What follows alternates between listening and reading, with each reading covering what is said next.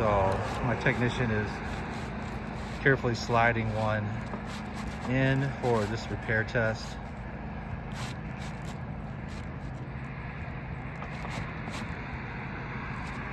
And this is here at 345 Dallas Nebo Road, Dallas, Georgia.